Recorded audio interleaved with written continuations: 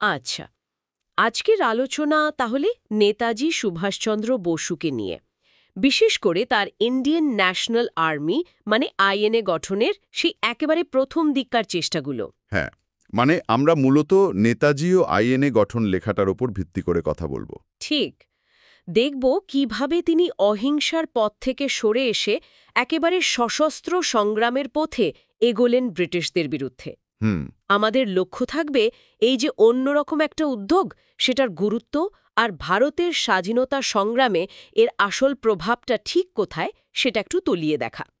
শুরু করা যাক ১৯৪১ সালের সেই ঘটনাটা দিয়ে, নেতাজির গৃহবন্দী দশা থেকে পালানো। উফ, কি রোমাঞ্চকর! হ্যাঁ, একদম। ব্রিটিশদের চোখে ধুলো দিয়ে আফগানিস্তান, তারপর সোভিয়েত ইউনিয়ন হয়ে জার্মানি পৌঁছানো, মানে লেখাটাতেও আছে পুরো যাত্রাটাই ছিল সাংঘাতিক ঝুঁকিপূর্ণ। নিশ্চয়ই, ছদ্মবেশ, দুর্গম রাস্তা, প্রতি মুহূর্তে ধরা পড়ার ভয়। ঠিক। আর জার্মানিতে যাওয়ার কারণটাও পরিষ্কার। তিনি ভেবেছিলেন অক্ষশক্তির সাহায্য নেবেন। হ্যাঁ, মানে জার্মানির ব্রিটিশদের ভারত থেকে তাড়াতে হবে, এটাই ছিল মূল উদ্দেশ্য। একদম। নেতাজি আসলে বুঝেছিলেন দ্বিতীয় বিশ্বযুদ্ধের এই পরিস্থিতিটাই সুযোগ, এবং এর জন্য মিলিটারি পাওয়ার মানে সামরিক শক্তি লাগবেই। অহিংস পথে আর আস্থা রাখতে পারছিলেন না তিনি। আচ্ছা, জার্মানিতে গিয়ে তো তিনি ওই ইন্ডিয়ান লিজিয়ন তৈরির দিকে মন দিলেন, তাই না? হ্যাঁ, হ্যাঁ, মানে জার্মানদের হাতে যে ভারতীয় সৈন্যরা বন্দী ছিল তাদের নিয়েই তো। ঠিক তাই।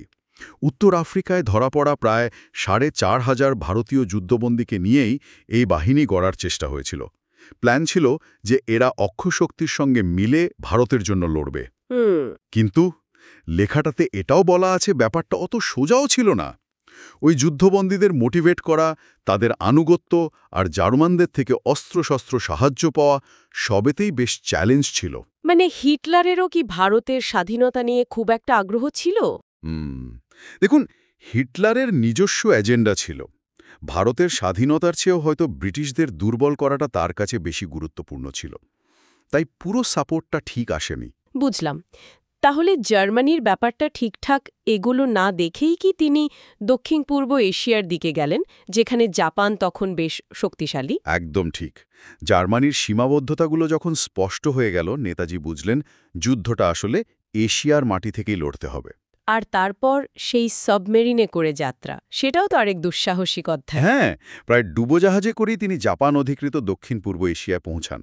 আর সেখানে তো আগে থেকেই রাসবিহারী বসুর মতো বিপ্লবীরা ছিলেন।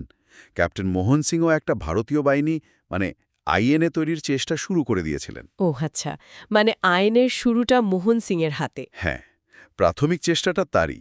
নেতাজি এসে সেটার হাল ধরলেন, পুরো ভাগে চলে এলেন। আর তার নেতৃত্বে আসার পরেই তো আইনে একেবারে অন্য মাত্রা পেল, তাই না?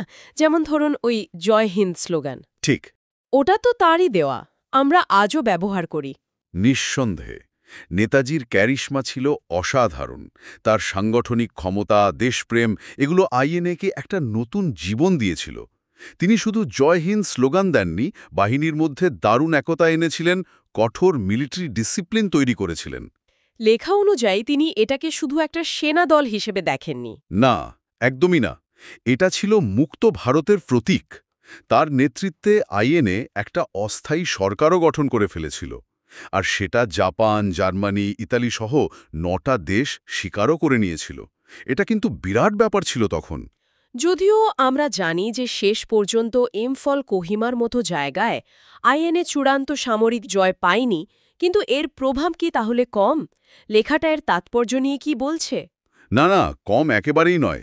সামরিক জয় হয়তো আসেনি, কিন্তু এর মনস্তাত্ত্বিক আর রাজনৈতিক প্রভাব ছিল অমজন, মানে ব্যাপক। ভাবুন একবার, ব্রিটিশ ভারতীয় সেনার একাংশ ব্রিটিশদের বিরুদ্ধেই অস্ত্র ধরছে। এটা ব্রিটিশ শাসনের নৈতিক ভিতটাকেই নাড়িয়ে দিয়েছিল। হ্যাঁ, সেটা তো ঠিক। আর দেশের ভেতরেও সাধারণ মানুষের মনে জাতীয়তাবাদের আগুনটা নতুন করে জ্বলে উঠেছিল। আইএনএর লড়াই, নেতাজির কথা, এগুলো মনোবল অনেক বাড়িয়ে দিয়েছিল। আর ওই যে রেড ফোর্ট ট্রায়াল, যুদ্ধের পর আইএনএ অফিসারদের বিচার, হ্যাঁ, ওটাও খুব গুরুত্বপূর্ণ।